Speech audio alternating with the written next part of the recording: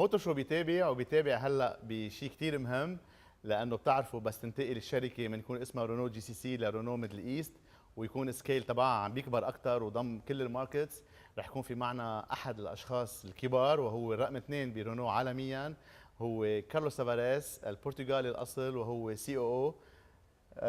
We're gonna tackle a lot of subjects together. First of all, welcome to the Middle East. Thank you.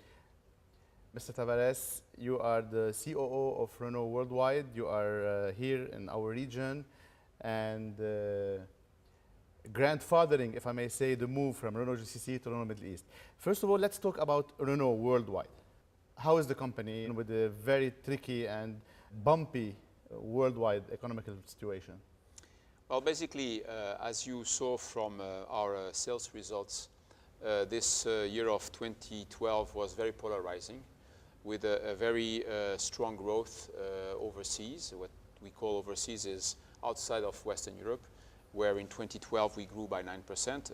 I remind that in 2011 we grew by 12%, so our growth pace outside of Western Europe is still very, very good, and that demonstrates that we are doing the right things. And at the same time, in Europe it was a more challenging year, where we had to protect the profitability of our sales, and therefore we had to face two difficulties. The first one is the fact that the markets were much lower than what we expected. We ended up with a European market at -8%, where at the beginning of the year we predicted -3%. And specifically France had a very difficult year, even more than the other European countries. So it was tough from a market perspective. It was also tough from a share perspective, because many of our competitors are doing very desperate things, and we didn't want to follow that. We wanted to protect the profitability of the company. Therefore, we lost some share in 2012. Okay. Major move, shifting Renault GCC to Renault Middle East, having under the umbrella the Levant countries and the wider spectrum. The reasons behind that, and how would this feedback on sales, on after sales, on the whole status? Well, basically, what we are trying to do within the company is to give much more empowerment, if not enablement, to our regional organizations, for a very simple reason, is that the markets are more and more competitive, they are more and more lively, and it's important to give more power to the people who are fighting the battle on the front line. Therefore, I'm pushing the decision-making process closer to the field, closer to the real life, giving more autonomy, more power to the regions, and hence what we are doing here with this Middle Eastern cluster, which has a very clear objective: create more synergies within this region, create more dynamic management of sales, dynamic management of marketing, and also give this region here a higher share of voice within the company, to make sure that all the needs from our Middle Eastern customers can be fully fulfilled by what the central functions are delivering.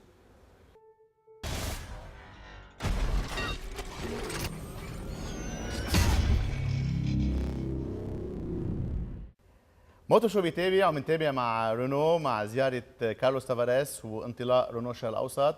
رح نحكي بالفرنساوي هلا، بتعرفوا هو مقيم بكل سياجات رونو، واكيد هيدي لغة أساسية له، هو أصله برتغالي. Voilà, on va y aller en français un peu, ça me rappelle les beaux jours de Paris. On a fait un peu la même carrière, vous et moi.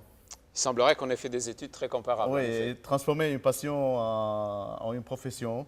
Et j'aime bien, quand j'ai lu un peu votre biographie, que vous étiez un assidu des circuits et un grand parrain de tout ce qui se passe au niveau du losange côté jaune Sirius.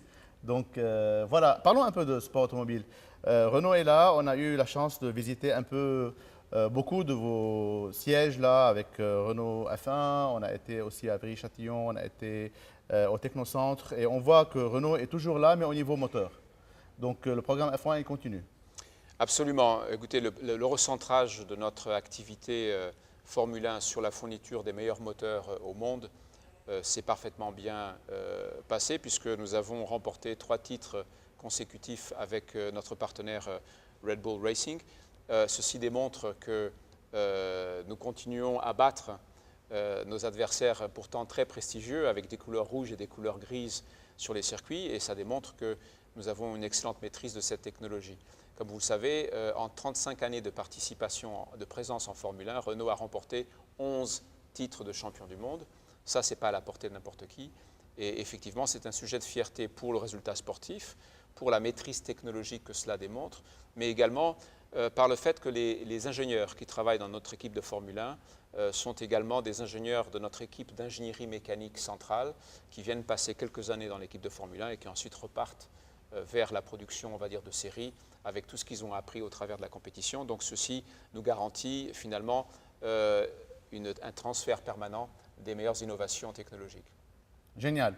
Et puisqu'on en parle, l'Alpine René avec la 310-50 pour ramener cette voiture que Jeannot conduisait au col du Turini. Est-ce qu'on va la voir enfin dans les showrooms Renault, cette Alpine? Écoutez, d'abord, il faut savoir que la marque Alpine, c'est une pépite du groupe automobile Renault. Et effectivement, dès que je suis rentré il y a 1 an et demi de Nissan, il m'a semblé évident qu'il fallait utiliser cette pépite. Donc nous avons travaillé pour trouver un contexte économique, industriel, de partenariat à l'intérieur duquel on pourrait relancer la marque. C'est ce qui finalement a pu être fait en novembre dernier avec notre partenaire Caterham. L'objectif étant de relancer la marque Alpine et dans le cadre de ce partenariat de partager l'ensemble des coûts de développement et les investissements, ce qui rend évidemment les équations économiques plus aisées. Donc ça a été fait. Maintenant, nous rentrons dans la partie plus centrée sur l'exécution. Nous avons également en 2012 présenté, j'ai eu le privilège de conduire cette voiture à Monaco, le concept car A110-50 pour fêter le 50e anniversaire de la berlinette. Et nous sommes maintenant engagés dans le design, le développement de la berlinette du 21e siècle qui nous permettra, je l'espère, vers 2015-2016, finalement d'assouvir tous les deux notre passion au volant de cette voiture. C'est bien engagé, il faut maintenant exécuter proprement, mais moi qui passe beaucoup de temps dans les studios de design à dialoguer avec mes amis du design, je peux vous dire que la voiture va être absolument exceptionnelle. Si elle ressemble au prototype qu'on a vu rouler, elle est extraordinaire. Et elle a un son qui est vraiment magistral. On a eu la chance de visiter votre centre d'essai de voitures électriques. On a conduit un peu toute la gamme.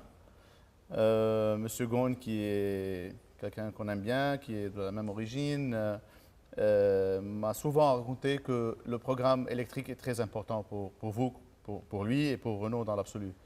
Donc maintenant, on a une Fluence, on a une Twizy, on a un Kangoo, on a une famille électrique complète. Bon, ça c'est au niveau réel, parce qu'il y a des constructeurs qui font des programmes électriques, mais ça s'arrête ici. On les fait dans les motor shows et point à la ligne. Là, vous êtes beaucoup plus agressif, vous êtes là et vous vendez les voitures et sont dans le showroom. Comment est-ce qu'à votre avis, le Moyen-Orient pourra en bénéficier? Quel support vous allez offrir? Comment on pourra projeter ces voitures qui sont, à mon avis, très valables dans notre région ici? Écoutez, d'abord, vous avez raison de souligner que nous avons connu des périodes particulièrement intéressantes il y a quelques années où, dans un premier temps, lorsque nous avons annoncé nos programmes de véhicules zéro émission, beaucoup de concurrents ont publiquement statué que cette technologie n'avait pas d'intérêt ou qu'elle n'était pas mature, etc., etc. Et ce que nous avons constaté au fil du temps, c'est que finalement tous ceux qui avaient formulé ce type de commentaires ont un peu plus tard annoncé qu'ils allaient eux aussi faire des véhicules électriques. Donc d'une certaine façon, ils ont cautionné la décision stratégique que nous avons prise. Dans ce cadre-là, Renault est le seul constructeur au monde qui a effectivement décidé de concevoir, développer, fabriquer 4 voitures électriques qui sont très complémentaires entre la Kangoo, qui est un petit utilitaire, la Twizy, un objet de mobilité urbaine, la Zoé, un hatchback très compact, et la Fluence, qui est plus statutaire. Avec ces 4 voitures, nous avons une offre qui est très large.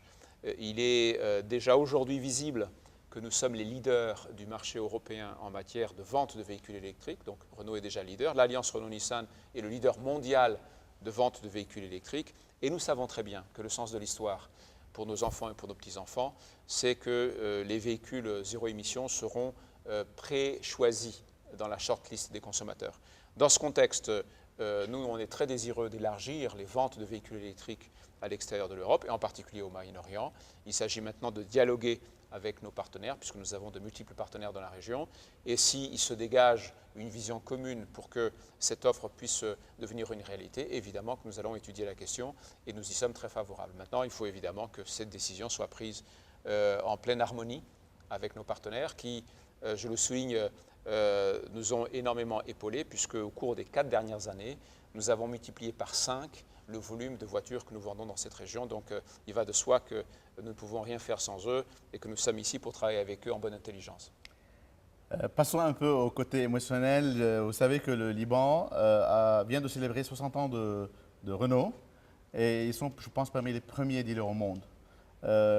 Et j'ai entendu aujourd'hui que l'agent libanais a reçu un award, une récompense sur les activités. Qu'est-ce que ça représente pour vous, là, avoir un truc pareil à Boulogne, venant du Liban, un petit marché, un petit pays? Écoutez, d'abord, vous savez que le marché automobile, il est très compétitif partout et c'est indépendant de la taille. Donc le mérite de ceux qui, à tout instant, quelle que soit la taille du marché, offrent à nos clients le meilleur service et sont capables de promouvoir les valeurs de la marque et les qualités de nos produits, ce mérite est indépendant de la taille des marchés. Et donc, j'ai toujours à cœur de faire en sorte qu'il y ait une reconnaissance, même si elle est symbolique, une reconnaissance de cette performance. Je trouve qu'il est également très, très important que cette reconnaissance se fasse en présence des pairs de ceux qui sont récompensés, parce que chacun d'entre eux réalise très bien à quel point il est difficile d'obtenir ces résultats. Donc effectivement, ce matin, nous avons eu dans le cadre de notre discussion stratégique une séance de remise de trophées, dont celui du Liban. Et je suis très heureux d'avoir eu l'opportunité et le privilège de remettre ce trophée. Et je suis également encore plus heureux que nous puissions pérenniser cette relation partenariale avec le Liban. Parfait.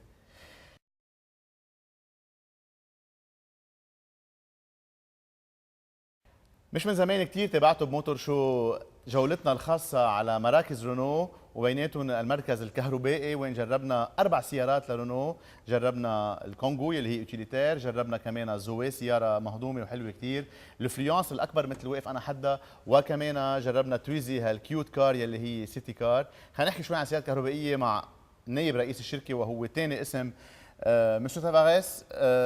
Would like to know about your electric program more in depth. We've been to your centers, we drove the cars, they are real, they exist, we touched them, we enjoyed them, and it's a full lineup. Are we going to see this growing and being implemented more into the market, especially in the Middle East? Well, you know, I think your point is absolutely relevant. Renault has made significant, bold decisions in investing, developing, and bringing these 4 new products to the market. I still remember that a few years ago, many of our competitors were expressing their doubt about the technology. They were saying it's not mature, they were saying it's not going to work, and this and that. Well, the reality is that since then, most of those same competitors have announced that they will launch also their electric vehicles. So the bottom line is that indeed Renault has now leadership in this technology, in zero-emission technology, and we are now the #1 in EV sales in Western Europe. In the alliance, Renault-Nissan Alliance, we are #1 in the world. So indeed, we have this dealership and we have this product. So this morning we discussed with our partners here in this region, because we work closely with them, and of course, if there is a momentum, if there is a common vision on the opportunity to introduce these vehicles, this is open for us to decide. But I would like to highlight the fact that since we have increased our sales here in this region 5-fold in the last 4 years, nothing will be done here in this region without the full support and the convergence with our partners. But I stated this morning to them that if there is willingness to do so, we are open for that, and very open. Great. Thank you very much. You're welcome. It was a pleasure. My pleasure. Thank you. Merci, à bientôt.